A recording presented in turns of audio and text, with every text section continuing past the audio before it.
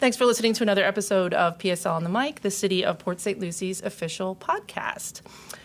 So you've probably noticed, but there's been a big increase in traffic patrols on Port St. Lucie's roadways, and our traffic unit is out there citing speeders, arresting drivers under the influence, catching those red light runners, just to keep us all safe. The streets safe and us safer. So we wanted to bring in Sergeant Ian Harris, who is with the traffic unit of PSLPD, to talk about the enforcement efforts that have been going on for quite a few months now. I mean, y'all are always out there, but you're out there a lot more now. So welcome to the podcast studio for the first time. Thank you.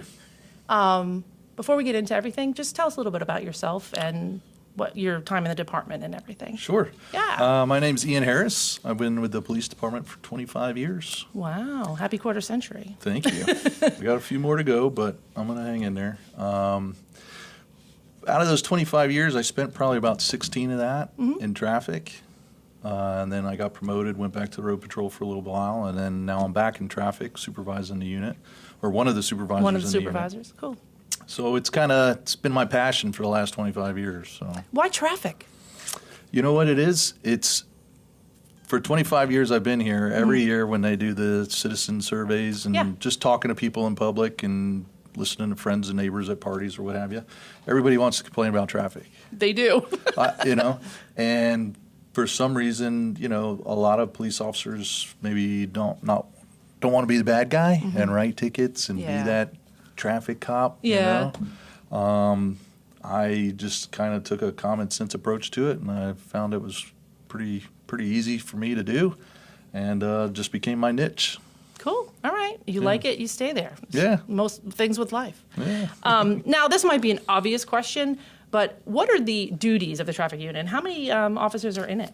Yeah, no problem. We have 10 officers and 2 supervisors, 2 sergeants, and then we also have 2 civilian crash investigators. Oh, okay. So our duties are pretty cut and dry. Like it sounds like it's traffic enforcement. Yeah. So the officers and sergeants, we deal strictly with enforcement. We investigate serious injury crashes and also traffic fatalities. And then our 2 civilians work during the day, and they do parking lot crashes and minor ones. Right. Okay. All right. And you said there's 10 officers? 10 officers 2 and 2 sergeants. sergeants. Okay, yeah. awesome. Now, do you have to have specialized training to be in the traffic unit? Yeah. First and foremost, you got to be able to operate and run radars and lasers for speed enforcement. So all our guys pretty much come to the unit with that already. A lot of road officers have that as well. A lot of the guys, I'd say probably 3/4 of them have also specialized training in DUI enforcement, which also falls under us, as well as every other officer. But and then we also do crash investigations. There's a lot of training that's involved with that.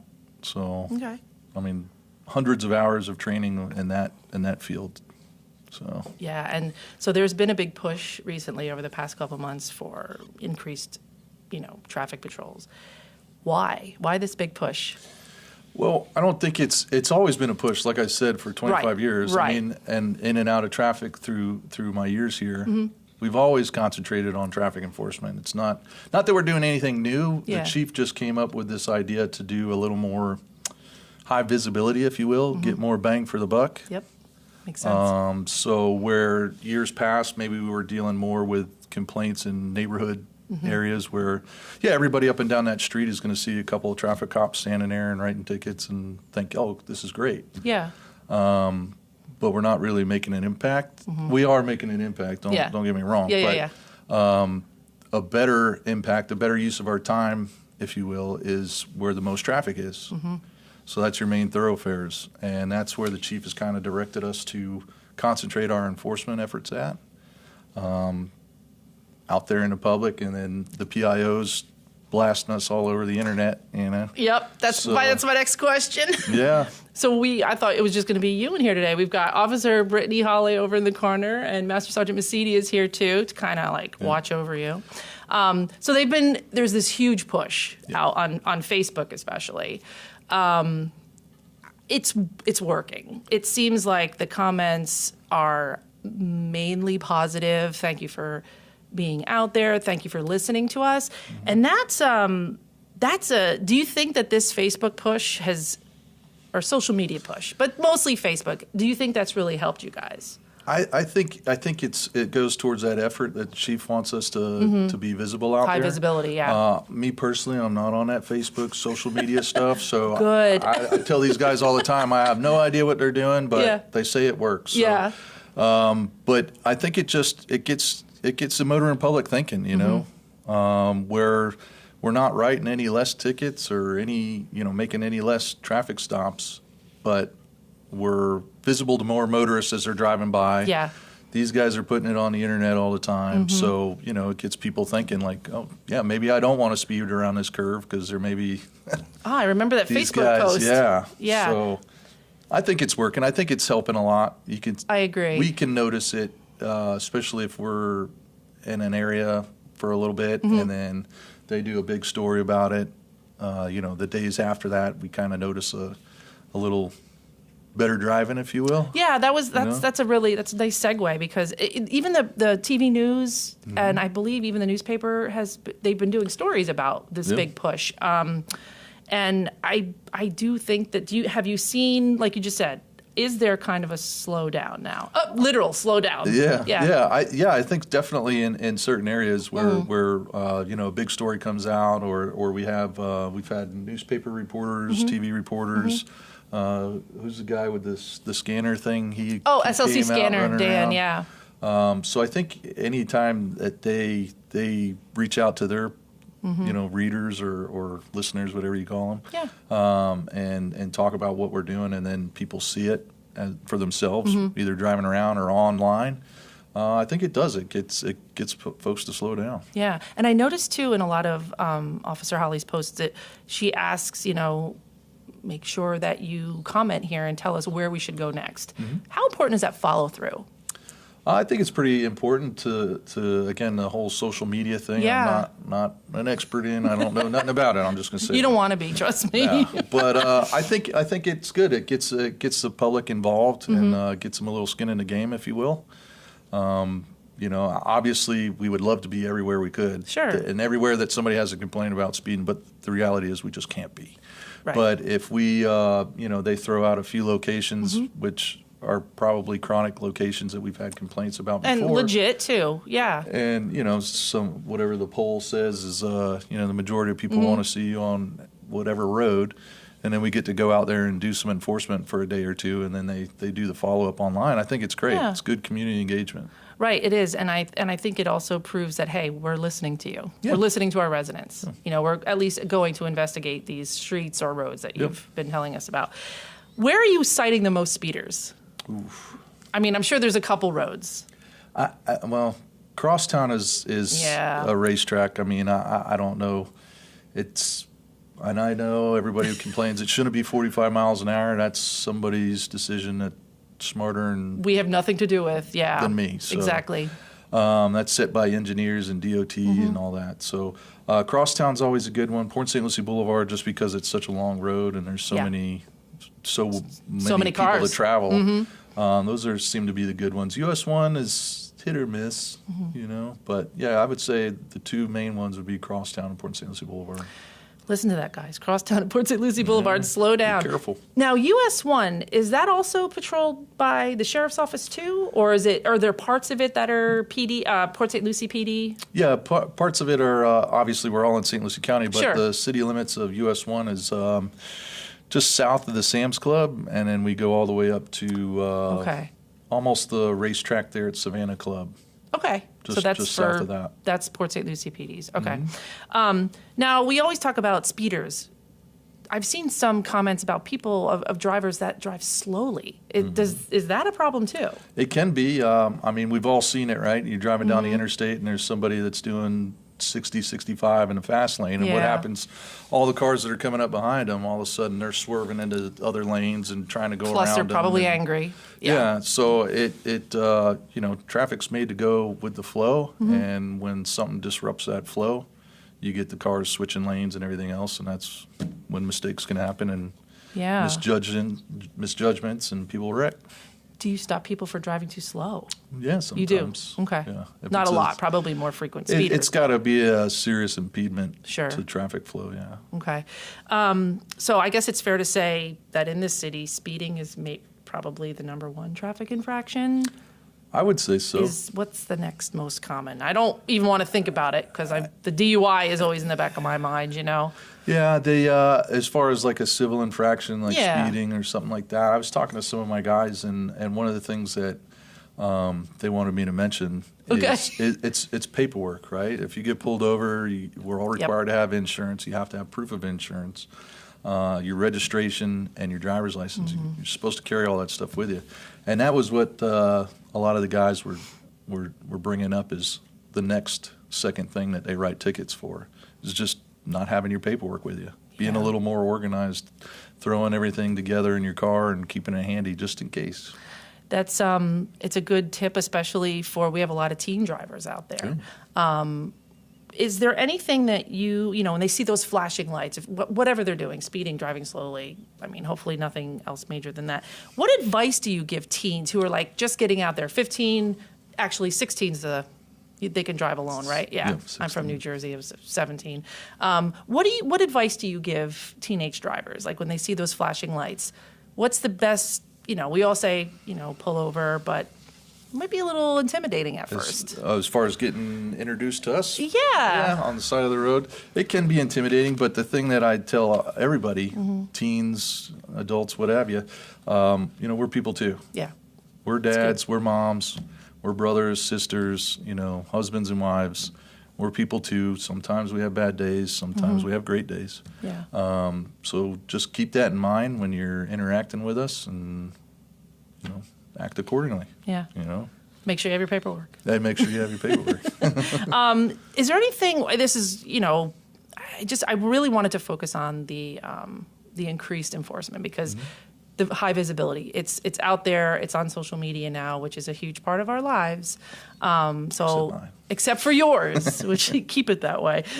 Do you have some safe driving tips? Is there anything that you continually tell people when they're driving? We have a lot of people in the city now. It's growing. A lot of people, yeah. Yeah. The thing that people need to be aware of is there are other drivers around you. Yeah. I see this time and again, and it seems like it happens more often than not when I'm not working, so I can't address it. Right. But if you are coming up to an intersection and you want to make a left turn, but you're in the right lane, don't cut everybody off and make that turn. Go on up, either make a right turn, go around the block or through the plaza, go up till you can safely merge over and do a U-turn. Don't just nilly-willy make that turn with nobody else's safety in mind, I see that all the time. That's a huge thing, and talking about causing crashes, Right. messes up the flow of traffic. Sure. The other thing is just don't be in a hurry. Wherever you're going, it's going to be there when you get there. Right. I like the thing where people say, I'm late for work. Okay, well, here's your excuse. You're already late for work, so now I'm giving you a written permission slip to be late. Exactly. Just be aware that, things happen in the blink of an eye, and once it happens, you can't take it back. So be careful. Yeah. And what about you guys are working hard out by Clover Park, too, for spring training. Because that's always kind of a traffic nightmare.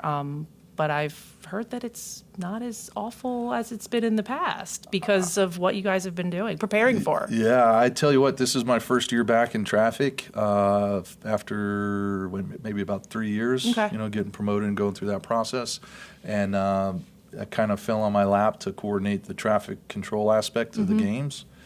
I am very impressed with I don't know what you call it, artificial intelligence or whatever they got running those traffic lights, because it is very smooth. And we have to interject ourselves in there and clear out intersections very rarely as compared to years past. It was, you just knew if you were working that game, you're standing out there for an hour or 2 hours in the sun and, waving everybody through. So it's very refreshing. It helps us, that technology. Good. I remember I went to I refused to go out to St. Lucie West during spring training. I mean, I'm sure everyone does.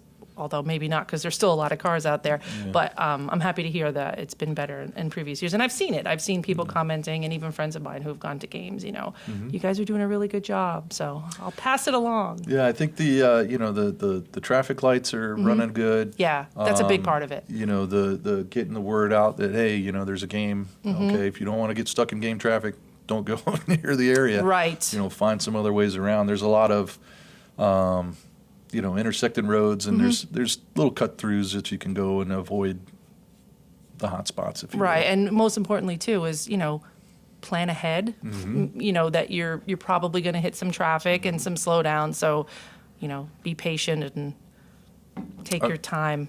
We worked the game last night, and talking about the lights. Yeah. So I was me and a couple of traffic guys there, and we were monitoring the road with the use of our drones, to see where we need to go, which is another great tool that we have. It's amazing.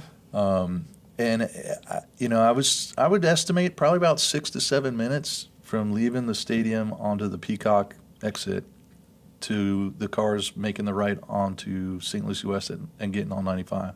Now, I don't know how many major sporting events you can go to and say that. That's nothing. That's no time. Yeah. So I know it still stinks to sit in that traffic, but coming from what you just got to see and experience for the last couple hours, I think it's pretty good. It is pretty good. I tried to get out of Yankee Stadium last summer in New York. Oof. I bet it wasn't 6 or 7 minutes. We need PSLPD up there. No, it was not 6 minutes, trust me. And we left before the game even ended. Yeah. Sorry, Mets fans. Yes, I'm a Yankees fan. Sergeant Harris, is there anything you want to add that we might have missed? Yeah, that was kind of fun. Thanks to Officer Holly and Master Sergeant Masidi, who are standing. Well, if you're watching, you can't see them either, but yes, they're here. They're doing a great job, and that's why we wanted to have you on, because what you're doing is having an effect. It's working. Yeah, the chief's direction and his vision is. I think we're applying it well and making him proud, and doing a good service for the citizens. And yeah, exactly. We're keeping people safe. It's the most important thing. So we're going to jump into our 10 questions that we end every podcast with, which will probably be more difficult than what you just went through for the past few minutes. Right. So, like I said, it's just a way to get to know our staffers. Like, hey, we're people too. Like you were saying, like we're humans. We're not just police officers. Yeah. So we're like you. We're going to jump right in, okay? What's your favorite food? Oof. Everything? No. No, I'm going to upset some people, but I like venison. Okay, you like what you like. I get it. How about your favorite movie? My wife always laughs because every time it comes on, I don't care what part of the movie it is. I got to sit there and watch it. But Forrest Gump. Oh, that's a great one. I love that movie too. Favorite hobby besides traffic enforcement? Shopping for deer meat. Oh, and then eating it. Okay. Your favorite singer or band? Favorite singer or band? Singer or a band? I'm on a Whiskey Myers kick right now. I was going to say maybe genre if it's like... Yeah, I'm really enjoying them. Singer, Chris Stapleton. Oh. I just love his voice. So good. Brilliant. How about your favorite book? I don't do much reading now other than, the news on my phone, but... no Facebook, though. Yeah, no Facebook. I don't like that book. Right. When I was a kid, the Hardy Boys, I always used to read them. Oh, cool. Yeah. I don't anymore, but... It's okay if you did, though. What's your favorite holiday? Holiday? 4th of July? Yeah, it's a good one. How about your favorite place to visit? Ooh, love the Keys.